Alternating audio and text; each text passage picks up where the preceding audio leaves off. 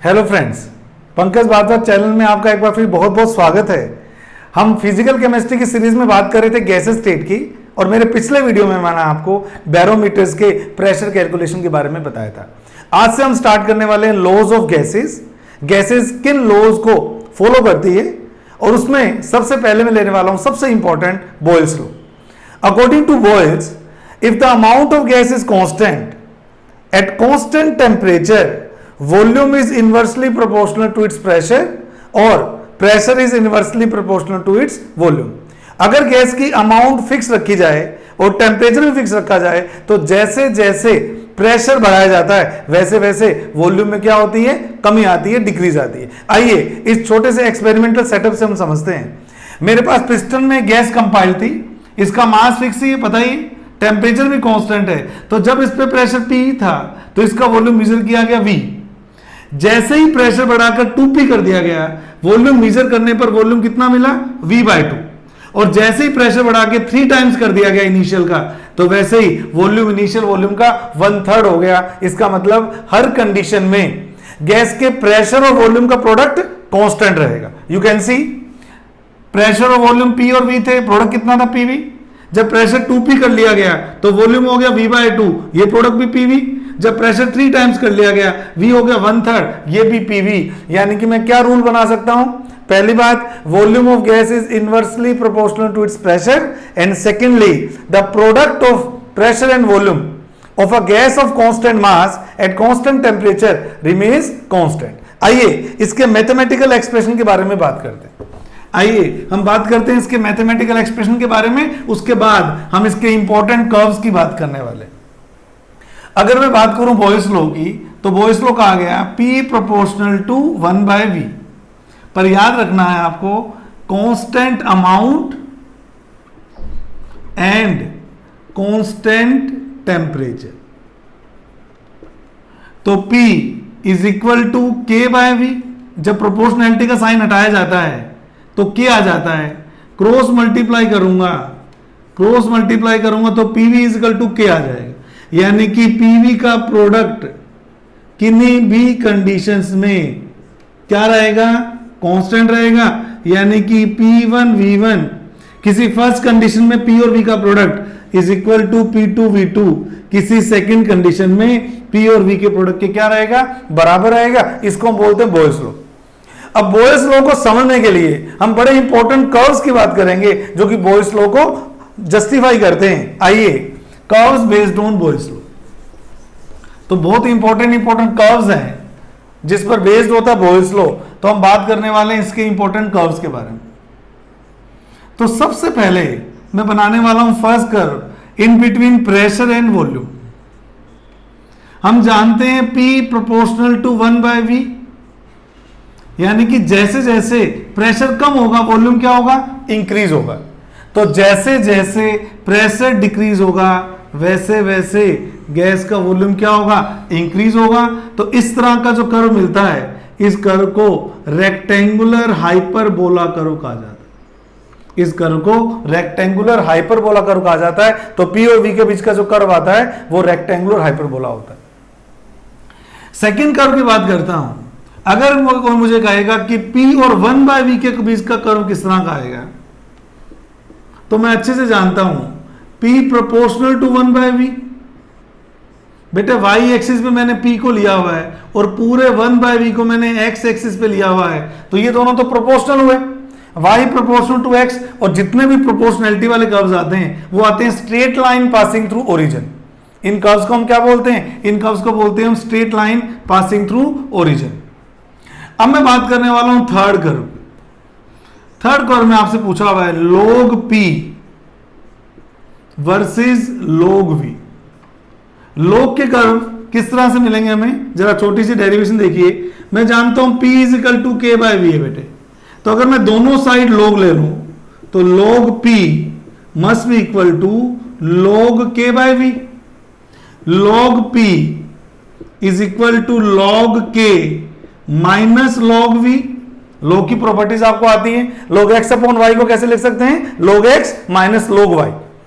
तो मेरे जो वेरिएबल्स हैं वो y एक्सिस पे तो log P है, ये तो मेरा y एक्सिस का वेरिएबल है।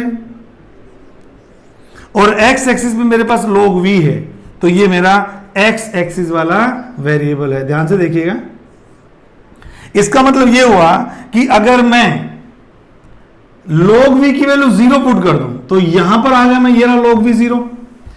log v 0 पुट करने पर भी log p की वैल्यू 0 नहीं आई है। अगर मैं ये 0 भी पुट कर दूंगा तो log p किसके बराबर होगा बेटे, log k के बराबर होगा, यानी कि इसकी वैल्यू एक पर्टिकुलर वैल्यू तक ही जाएगी।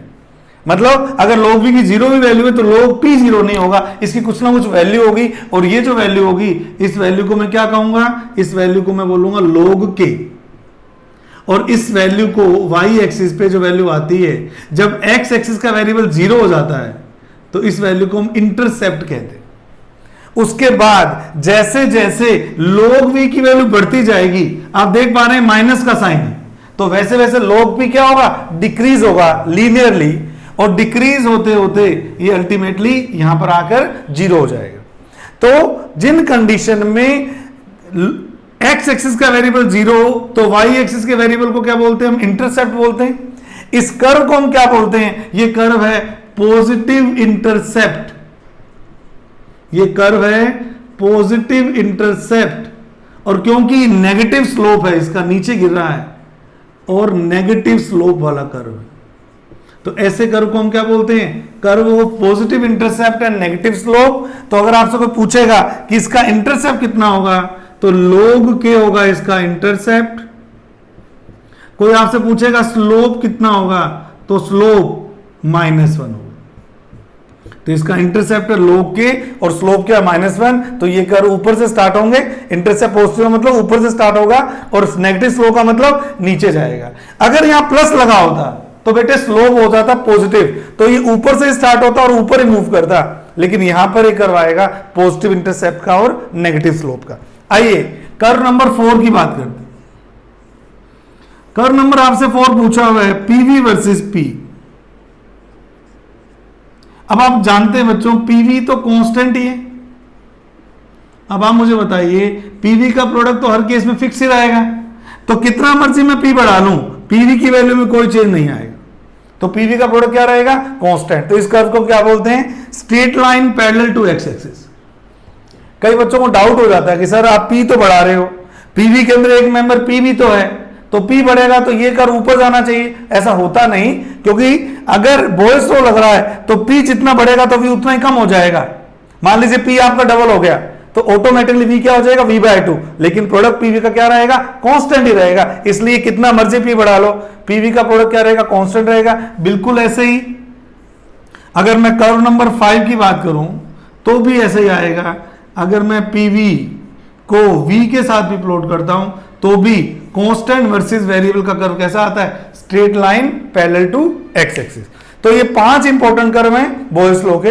अब कुछ एक्सक्लूसिव कर्व करते हैं जो कि जेई के एग्जाम में, आईआईटी के एग्जाम में पूछे जाते हैं। आजकल तो मेडिकल के पेपर में भी अच्छे क्वेश्चन पूछे जाते हैं, तो आप लोग सभी इसको ध्यान से देखिएगा।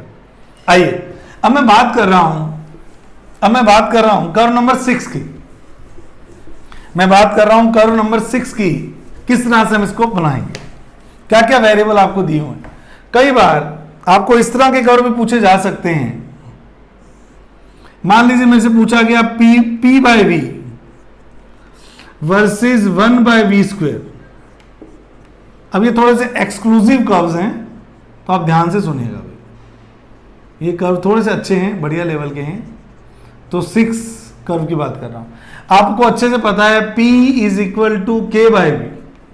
तो अगर आपको p/v का कर्व प्लॉट करना है तो इधर भी v से डिवाइड कर दो बेटा, उधर भी v से डिवाइड कर दोगे तो क्या बन जाएगा, यहां भी v से डिवाइड कर दिए, ये भी v से डिवाइड कर दिए, तो बन गया p/v = k/v²। तो यहां से क्या p/v प्रोपोर्शनल टू 1/v² है भाई। k को तो हम प्रोपोर्शनलिटी में डाल देंगे, यानी कि 1/v² यानी कि y एक्स एक्सिस का वेरिएबल और p/v y एक्सिस का वेरिएबल एक दूसरे के क्या है बच्चों, डायरेक्टली प्रोपोर्शनल आए। तो ये कर्व कैसा आएगा, straight line passing through origin आएगा। अगर मैं बात करूं इसी तरह के दूसरे कर्व की 7 नंबर की, जिसमें इसने मेरे से पूछा है कि p/v में और 1/v में कर्व प्लॉट करो। मैं तो अच्छे से जान ही चुका हूं कि p/v प्रोपोर्शनल टू 1/v का स्क्वायर के बराबर है। तो अगर ये तो है x एक्सिस पर, ये y एक्सिस पर, तो x proportional to y square है। ये लिए मैंने x एक्सिस पर, ये लिए मैंने y एक्सिस पर, तो x proportional to y square है। अब दिमाग लगाना, अगर y डबल होगा तो x कितना होगा 4 टाइम्स 2 का स्क्वायर, अगर y होगा 3 टाइम्स तो ये कितना होगा 9 टाइम्स। यानी कि x एक्सिस के वेरिएबल में y एक्सिस के वेरिएबल्स के स्क्वायर के बराबर चेंज हो रहा है। अगर y वाला डबल होता तो x क्या होगा 4 टाइम्स, अगर ये ट्रिपल होता तो x कितना होगा 9 टाइम्स। तो क्या मैं कह सकता हूं इस तरह के कर्व में y एक्सिस, इसको मैंने y पे लिया, सॉरी उल्टा बोल दिया मैंने, ये y ले लो, ये x स्क्वायर हो जाएगा। अब मैं x को डबल करूंगा तो y क्या होगा 4 टाइम्स, x को ट्रिपल करूंगा तो y होगा 9 टाइम्स। तो इस तरह के कर्व, इस तरह के आपको मिलते हैं, इसको बोलते हैं हम पैराबोला कर्व।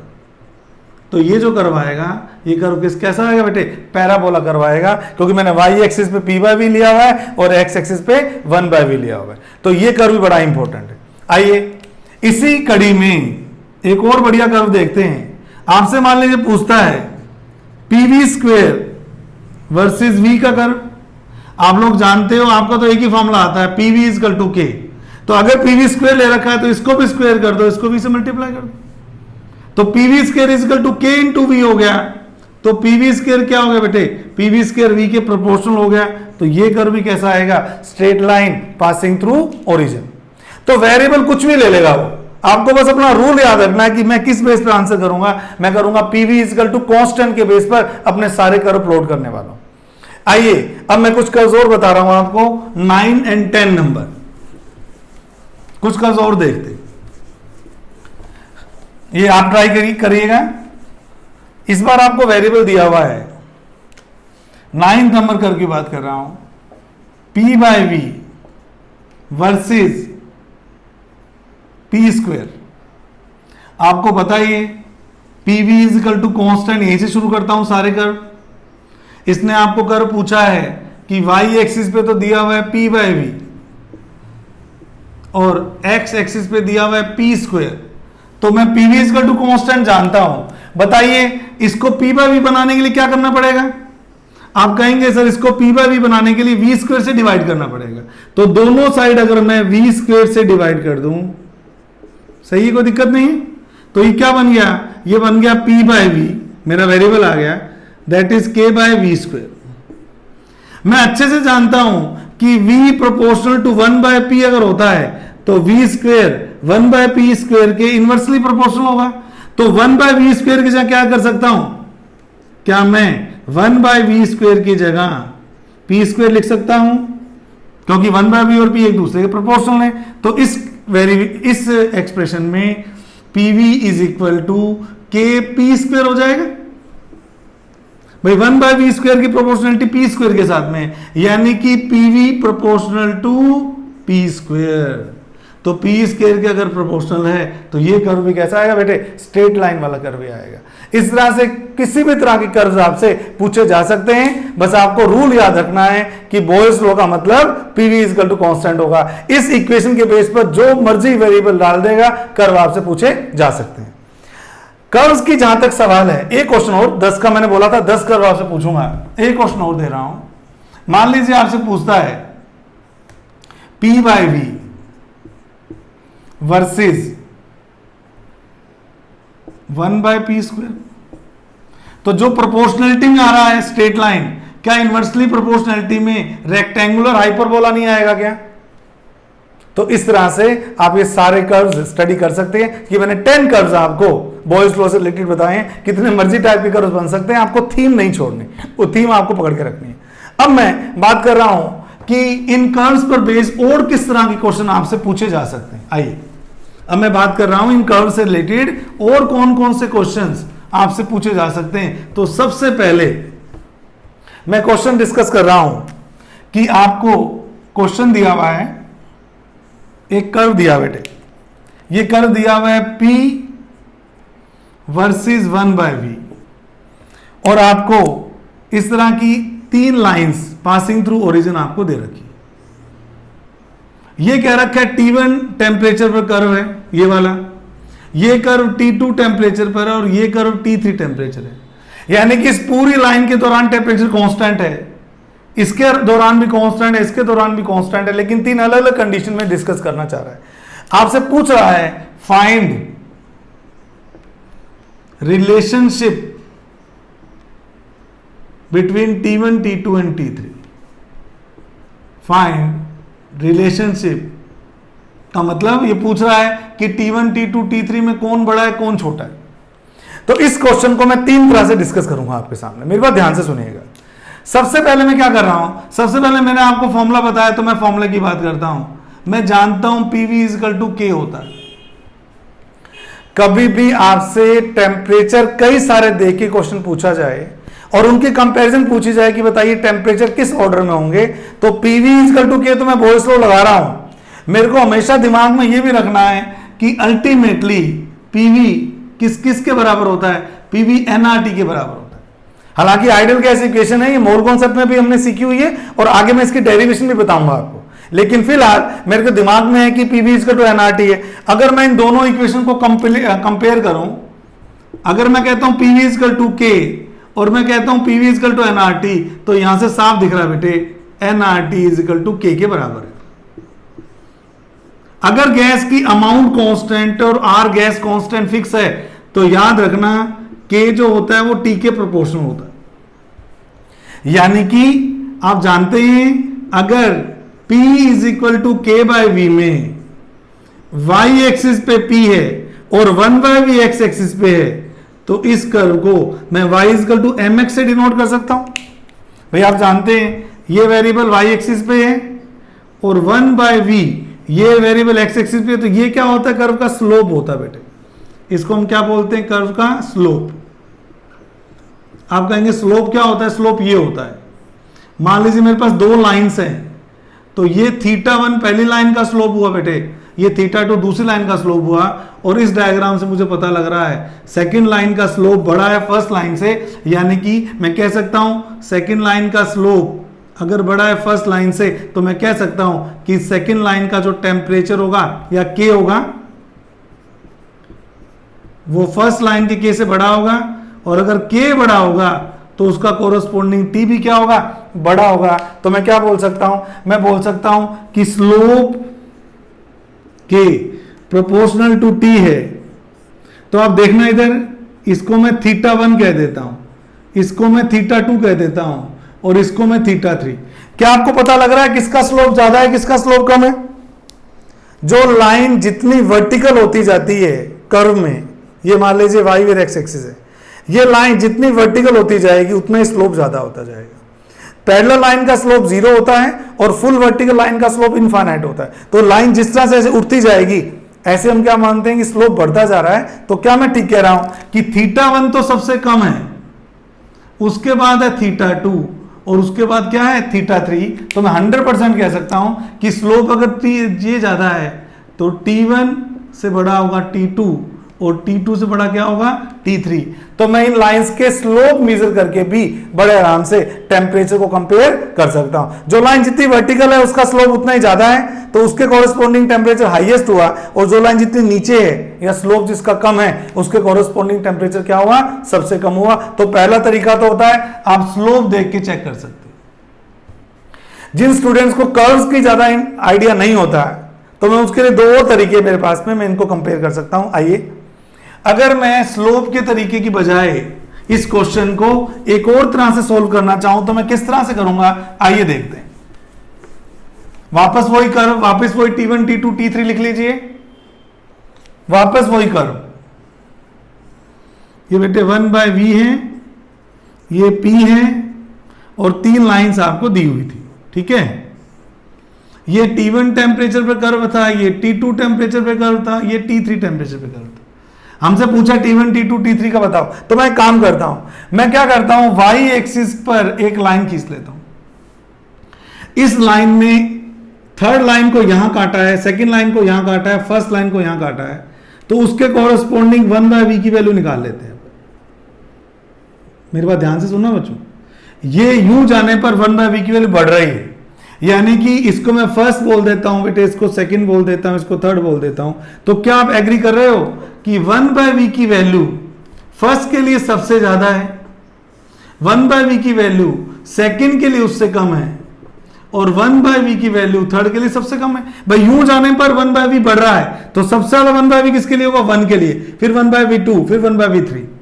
और हम सब अच्छे से जानते हैं कि वॉल्यूम टेम्परेचर के प्रोपोर्शनल होता है। जिस तरह जितना गैस का टेम्परेचर बढ़ता जाता है उसका वॉल्यूम भी बढ़ता जाता है। तो मैं क्या बोल सकता हूं? मैं बोल सकता हूं अगर 1/v1 बड़ा है 1/v2 से, तो v1 छोटा होगा v2 से और v2 छोटा होगा v3 से। भाई तो रेसिप्रोकल है ना, किसी का रेसिप्रोकल वैल्यू अगर बड़ी आ रही है तो उसकी एक्चुअल वैल्यू छोटी आएगी। तो अगर 1/v1 हाईएस्ट है तो v1 क्या होगा? लोएस्ट। तो v1 अगर लोएस्ट है तो कोरस्पॉन्डिंग t1 भी लोएस्ट होगा। तो यहां से भी वही आंसर आएगा कि क्योंकि v के प्रोपोर्शनल है और 1/v1 की वैल्यू हाईएस्ट है तो v1 की वैल्यू लोएस्ट हुई, v3 की वैल्यू हाईएस्ट हुई, और vt के प्रोपोर्शनल होता है तो अगर v3 हाईएस्ट होगा तो t3 भी हाईएस्ट होगा। तो इस तरह से भी मैं इसको सोल्व कर सकता हूं। अब मैं बात कर रहा हूं इसके तीसरे मेथड की। मैं किस तरह से कंपेयर करूंगा, आइए देखते हैं। अगर मैं बात करता हूं इसके तीसरे मेथड की, वही कर्व, वही 3 लाइंस, ये t1, ये t2, ये t3, ये है p और ये वेरिएबल क्या है? 1/v। जिस तरह से पहले पिछली बार मैंने y एक्सिस पे पैरेलल लाइन खींची थी, आप यही लाइन x एक्सिस पे भी खींच सकते हो। यानी कि इस पूरी लाइन के कोरस्पॉन्डिंग 1/v तो कांस्टेंट है। अब एक पॉइंट यहां आ रहा है, सेकेंड लाइन का कोरस्पॉन्डिंग पॉइंट यहां आ रहा है, और थर्ड लाइन का कोरस्पॉन्डिंग पॉइंट यहां आ रहा है। तो क्या मैं ठीक कह रहा हूं? अगर मैं इसको 1 बोलता हूं, इसको 2 बोलता हूं और इसको 3 बोलता हूं, तो बेटे साफ दिख रहा है कि एक पर्टिकुलर 1/v पर P3 is greater than P2 is greater than P1 आ रहा है। आप देख लो, कई बच्चों को पता नहीं लगता 1 2 3 किस बेस पे बोल रहा हूं। अगर टेम्परेचर T1 है तो इसके कोरस्पॉन्डिंग पॉइंट 1 ले लिया, T2 लाइन के कोरस्पॉन्डिंग पॉइंट 2 ले लिया, और T3 के कोरस्पॉन्डिंग पॉइंट 3 ले लिया। तो क्या मैं ठीक कह रहा हूं? यूं जाने पर प्रेशर बढ़ रहा है तो क्या P3 is greater than P2 is greater than P1 होगा? यस। और आपको यह भी पता होना चाहिए कि वॉल्यूम की तरह ही प्रेशर भी टेम्परेचर के डायरेक्टली प्रोपोर्शनल होता है। तो अगर ऐसा होगा तो यहां पे भी क्या आएगा बेटा? T3 is greater than T2 is greater than T1। इस तरह से कोई भी ग्राफ का क्वेश्चन अगर आता है और आपसे बोयस लॉ को देकर टेम्परेचर कंपैरिजन करता है, तो मैंने 3 तरीके बता दी। 1/v वाले में 1/v में 3 तरीकों से आप इसको सोल्व कर सकते हैं बिल्कुल आराम से। चलिए एक दो क्वेश्चन और डिस्कस करें। कई बार आपको P और V के, अभी क्वेश्चन नंबर 2, मैंने फर्स्ट क्वेश्चन को सोल्व करने के 3 तरीके बताए थे।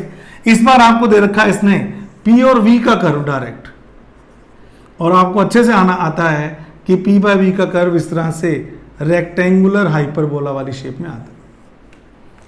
अब इसने पूछा है कि अगर ये T1 के कॉरेस्पॉन्डिंग है, ये लाइन T2 के कॉरेस्पॉन्डिंग है और ये लाइन T3 के कॉरेस्पॉन्डिंग है, तो रिलेशनशिप बताओ T1, T2 और T3। तो बेटे इसको मैं स्लोप वाले मेथड से तो नहीं कर सकता, क्योंकि स्लोप तो स्ट्रेट लाइन का होता है, ये तो इस तरह का कर्व है। पर मैं बाकी दोनों मेथड यूज कर सकता हूं। फर्स्ट मेथड में मैंने क्या किया था? एक लाइन खींची थी, याद करो। हाँ, अब इस लाइन पर एक फर्स्ट लाइन के कॉरेस्पॉन्डिंग V1 आया, सेकेंड लाइन के कॉरेस्पॉन्डिंग V2 आया, और थर्ड लाइन के कॉरेस्पॉन्डिंग V3 आया। और मुझे साफ दिख रहा है कि x एक्सिस पे यूं जाने पर वॉल्यूम बढ़ रहे हैं, तो I can write V3 is greater than V2 is greater than V1 होगा, और V टेम्परेचर के प्रोपोर्शनल होता है। तो मैं बिल्कुल कह सकता हूं T3 is greater than T2 is greater than T1। इस तरह से मैं इसको सोल्व कर सकता हूं। दूसरा मेथड भी यही बता देता हूं। सेकंड मेथड कैसे बताया था मैंने कहा था एक ही लाइन ले लो, कर्व चेंज कर देता हूं, ये लो। सेकंड मेथड में मैंने कैसे बताया, यहां लिख देता हूं।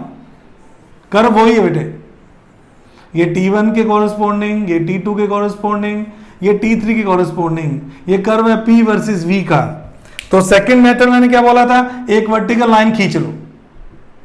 अब इस वर्टिकल लाइन पर V तो कांस्टेंट हो गया, लेकिन मेरे को P एक्सिस पर 3 वेरिएबल मिल गए। फर्स्ट लाइन थी T1 की, याद रखना, ये थी T2 की और ये थी T3 की। तो T1 लाइन के कॉरेस्पॉन्डिंग प्रेशर कितना है? P1। T2 लाइन के कॉरेस्पॉन्डिंग प्रेशर कितना है? P2। और T3 लाइन के कोरस्पोंडिंग प्रेशर कितना है P3 और आपको साफ दिख रहा है P3 is greater than P2 is greater than P1, तो और P T के प्रोपोर्शनल होता है मैं बता चुका हूं, तो इसका मतलब T3 is greater than T2 is greater than T1। इस तरह से ग्राफिकल रिप्रेजेंटेशन वाले क्वेश्चंस हम बड़े आराम से सॉल्व कर सकते हैं। या तो आप y एक्सिस को कांस्टेंट करके x के अलोंग कर लो, और चाहे आप x एक्सिस को कांस्टेंट करके y के अलोंग कर लो, दोनों से आंसर आपका सेम आएगा। थर्ड क्वेश्चन, एक और बेहतरीन क्वेश्चन ग्राफ पर ही आपको दे रहा हूं। इस तरह के क्वेश्चन नीट के एग्जाम में और आईआईटी के एग्जाम में खूब पूछे जाते हैं, इसकी जितनी प्रैक्टिस की जाए उतनी कम होती है। थर्ड क्वेश्चन पूछता है आपसे कि log P और log V का कर्व आपको दिया हुआ, यहां पर log P है बेटे और यहां पे log V है। कर्व आपको याद होना चाहिए, क्या बनाया था मैंने कहा था पॉजिटिव इंटरसेप्ट नेगेटिव स्लोप, तो तीन आपको ये लाइनें दी हुई हैं। ये मान लीजिए T1 पर दे रखा है, ये मान लीजिए T2 पर दे रखा है, और ये मान लीजिए T3 पर दे रखा है। तो ये कर्व देके आपसे पूछा है कि T1 T2 T3 को कंपेयर करो। अब आपको इसका मैथमेटिकल एक्सप्रेशन याद होना चाहिए कि log P is equal to log K minus log V, और ये जो वैल्यूज होती है ये log K की वैल्यूज होती है, आप जानते ही। इसको log K1 कर देता हूं बेटे, सेकंड वाले को log K2, इंटरसेप्ट की बात कर रहा हूं, यूं कर लो, इसको log K1 कह देता हूं थोड़ी देर के लिए, इसको log K2 कह देता हूं, और तीसरी लाइन के कोरस्पोंडिंग इसको बोल देता हूं log K3। ये कर्व किसका है? PV वर्सेस P का। तो मुझे पता है क्या कि log K3 ग्रेटर देन है log K2 ग्रेटर देन है log K1 के। दिख रहा है साफ साफ? इसको बोलते हैं इंटरसेप्ट। तो फर्स्ट T1 के कोरस्पोंडिंग जो कर्व है उसका इंटरसेप्ट सबसे छोटा है, T2 वाले का इतना बड़ा है और T3 वाले का सबसे बड़ा है। तो मैं क्या बोल सकता हूं log K3 is greater than log K2 is greater than log K1। और आपको अच्छे से पता है ये जो K होता है ये टेम्परेचर के साथ साथ बढ़ता है। अगर टेम्परेचर ज्यादा होगा तो उसी का कोरस्पोंडिंग K भी क्या होगा? ज्यादा होगा। तो क्या मैं कह सकता हूं कि log T3 log T2 log T1 होगा। तो जब log के अंदर ये वैल्यूज आ रही है तो नॉर्मली भी यही वैल्यूज आएंगी। तो मैं यहां पे भी क्या कह सकता हूं T3 is greater than T2 is greater than T1। इस तरह से मैं इस कर्व से भी टेम्परेचर फाइंड कर सकता हूं। अब हम बात करते हैं क्वेश्चन नंबर 4 की, फिर मैं इसके न्यूमेरिकल सेक्शन पे जाने वाला हूं। अब हम बात करते हैं क्वेश्चन नंबर 4 की। क्वेश्चन नंबर 4 में क्या कह रहा है देखिए, अब मैं बात कर रहा हूं क्वेश्चन नंबर 4 की। इस बार आपको ये वाला कर्व दिया हुआ है PV वर्सेस P। ध्यान दीजिएगा, एक पैरेलल लाइन, दूसरी पैरेलल लाइन, तीसरी पैरेलल लाइन। ये T1 टेम्परेचर पर है, ये T2 पर है और ये T3 पर है। ये कर्व आपके इतने इतने टेम्परेचर पर दिए हुए हैं। अब अगर आपसे पूछता है T1 T2 T3 में रिलेशनशिप बताओ, तो मैं जानता हूं PV is equal to K। ठीक है, इसके लिए ये वैल्यू है मान लीजिए P1 V1, इस पॉइंट पर ये वैल्यू है मान लीजिए P2 V2, ये सारी वैल्यू PV की तो है, और इस पॉइंट पर वैल्यू मान लीजिए P3 V3। और आपके सामने ही बेटा P3 V3 is greater than P2 V2 is greater than P1 V1। तो क्या मैं कह सकता हूं कि K3 is greater than K2 is greater than K1, और K किसके बढ़ने पे बढ़ता है? टेम्परेचर के बढ़ने पे बढ़ता है, या K टेम्परेचर के साथ प्रोपोर्शनल होता है। तो यहां पे भी मैं क्या कह सकता हूं T3 is greater than T2 is greater than T1। तो इस तरह से मैं अलग अलग कर्व्स के लिए टेम्परेचर को कंपेयर कर सकता हूं, चाहे वो P वर्सेस V कर्व दे दे, चाहे वो P वर्सेस 1/V कर्व दे दे, चाहे वो log P और log V का कर्व दे दे, और चाहे वो PV वर्सेस P या PV वर्सेस V कर्व दे देगा। तो मैं बड़े आराम से डिफरेंट टेम्परेचर्स को कंपेयर करके बता सकता हूं कौन सा टेम्परेचर ज्यादा होगा और कौन सा टेम्परेचर कम होगा। तो ये तो बात हुई इसके ग्राफिकल वर्जन की। अब वीडियो लंबा हो रहा है इसलिए अगले वीडियो में मैं जल्दी ही इसको रिलीज करूंगा। मैं आपको बोयस लॉ के न्यूमेरिकल के बारे में बात करूंगा। जहां तक बोयस लॉ का न्यूमेरिकल का सवाल है, मैंने उसको कुछ कैटेगरी में बांटा हुआ है। बच्चों को जनरली गैसेस स्टेट में दिक्कत ये होती है कि सब कुछ थ्योरी समझ में आ जाती है, जब न्यूमेरिकल सामने आता है तो ये नहीं पता लगता कि इसमें बोयस लॉ लगाना है या चार्ल्स लॉ लगाना है कि गैलुसेक लॉ लगाना है, कंफ्यूज हो जाते हैं। उसके लिए मैंने क्या किया हुआ है, मैंने हर लॉ के कुछ केसेस बना रखे हैं कि बोयस लॉ के 5 केस हैं, चार्ल्स लॉ के 2 केस हैं, गैलुसेक लॉ के ये केस हैं। तो जैसे आप उनको केस की तरह पढ़ते हो तो आपको आइडेंटिफाई हो जाता है कि इस तरह का न्यूमेरिकल अगर आ रहा है तो इसमें बोयस लॉ एप्लीकेबल होगा या चार्ल्स लॉ होगा या गैलुसेक होगा। तो कौन कौन सी कैटेगरीज में मैंने इसको बांटा है, जो कि नेक्स्ट वीडियो में मैं आपसे डिस्कस करने वाला हूं। आइए मैं बोयस लॉ के न्यूमेरिकल सेक्शन पे जाना चाहता हूं। मैं जानना चाहता हूं बोयस लॉ के न्यूमेरिकल कितने टाइप के आपसे पूछे जाते हैं। तो सबसे पहले बोयस लॉ के न्यूमेरिकल्स जो हैं, सबसे पहले percentage change in pressure and volume वाले क्वेश्चंस। मैं क्या बता रहा हूं, ये मैं आपको न्यूमेरिकल के कैटेगरीज बता रहा हूं, कितने टाइप की न्यूमेरिकल की कैटेगरी आती है। तो फर्स्ट न्यूमेरिकल टाइप आते हैं percentage change in pressure and volume. वो कह देता है परसेंटेज में इतना इंक्रीज कर दिया तो वॉल्यूम में कितना परसेंट डिक्रीज होगा, या वॉल्यूम में इतना परसेंट का इंक्रीज कर दिया तो प्रेशर में कितने परसेंट का डिक्रीज होगा। ये सारे न्यूमेरिकल्स आते हैं परसेंटेज कैलकुलेशन में। फिर आपके सामने आते हैं बहुत important problem based on combination of bulbs. Glass bulb को कंबाइन करता है, इस पर सबसे ज्यादा क्वेश्चन पूछे जाते हैं और आपसे पूछता है प्रेशर किस तरह से निकलेगा। थर्ड आपसे क्वेश्चन आते हैं मूवेबल पिस्टन वाले। एक कंटेनर दिया होता है, उसमें एक मूवेबल पिस्टन लगा होता है, वो पिस्टन लेफ्ट या राइट में मूव करता है। तो बोयस लॉ के अकॉर्डिंग आपसे किसी एक चैम्बर का वॉल्यूम या किसी एक चैम्बर का प्रेशर पूछता है तो वो न्यूमेरिकल इसके अंदर आते हैं। चौथी कैटेगरी में आते हैं हमारे पास में बैरोमीटर से रिलेटेड क्वेश्चन। ये भी बहुत इंपॉर्टेंट सेगमेंट है। पांचवी कैटेगरी में हमारे पास आते हैं मैनोमीटर से रिलेट करता है बोयस लॉ के न्यूमेरिकल्स। छठी कैटेगरी में हमारे सामने आते हैं problems based on size of bubble. यह भी बड़ा इंपॉर्टेंट सेगमेंट है। वो कहता है लेक के बॉटम पर कोई बबल था और सरफेस पे गया तो इसका साइज बड़ा हो गया, तो इसके वॉल्यूम कंपैरिजन वाले क्वेश्चन भी खूब पूछे जाते हैं। ये सब कैटेगरी बॉयस लॉ में आती है। और लास्ट में आपको सिखाऊंगा बहुत ही इंपॉर्टेंट, जो अधिकांश बच्चों का क्लियर नहीं होता, कॉन्सेप्ट ऑफ पेलोड। इसको भी मैं बॉयस लॉ के अंदर लूंगा। तो एक तरह से ये 7 टाइप के न्यूमेरिकल सेक्शन हैं जो मैं बॉयस लॉ पे अगले वीडियो में लेने वाला हूं। आपने इस वीडियो को पूरा देखा, इसके लिए आपका बहुत बहुत थैंक्स। चैनल को सब्सक्राइब कर लीजिए, बेल आइकन को जरूर ही प्रेस कीजिए ताकि सारे नोटिफिकेशन आपको मिलते रहें। ये यहाँ पे मेरे चैनल का लोगो आ रहा है, आप उसको क्लिक करेंगे तो ये सब्सक्राइब हो जाएगा। मैं कंटिन्यूअसली सीक्वेंस के अंदर वीडियो डाल रहा हूं।